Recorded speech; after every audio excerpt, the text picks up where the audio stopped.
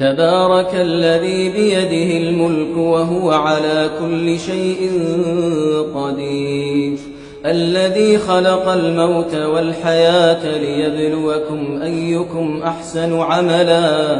وهو العزيز الغفور الذي خلق 7 سماوات طباقا ما ترى في خلق الرحمن من تفاوت فارجع البصر هل ترى من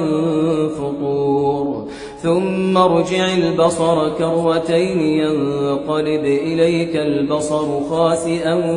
وهو حسير ولقد زينا السماء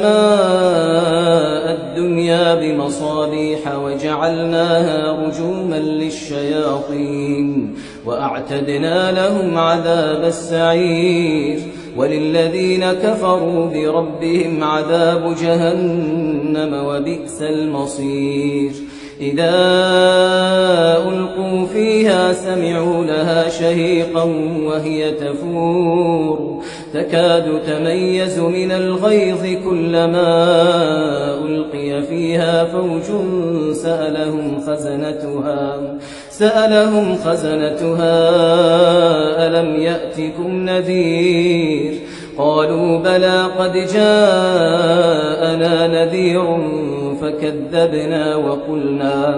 وقلنا ما نزل الله من شيء إن أنتم إلا في ضلال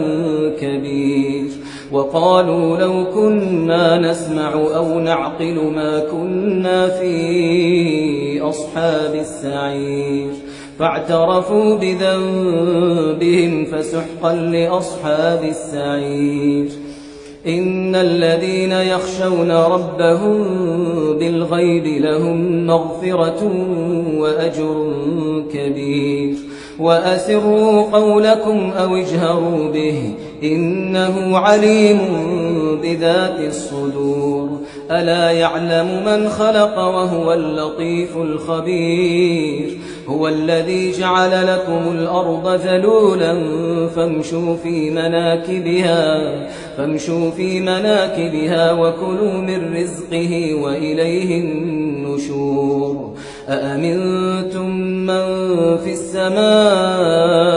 أن يخسف بكم الأرض فإذا هي تمور أم أمنتم من في السماء أن يرسل عليكم حاصبا فستعلمون كيف نذير ولقد كذب الذين من قبلهم فكيف كان نكير أولم يروا إلى الطير فوقهم صافات ويقبضن ما يمسكهن إلا الرحمن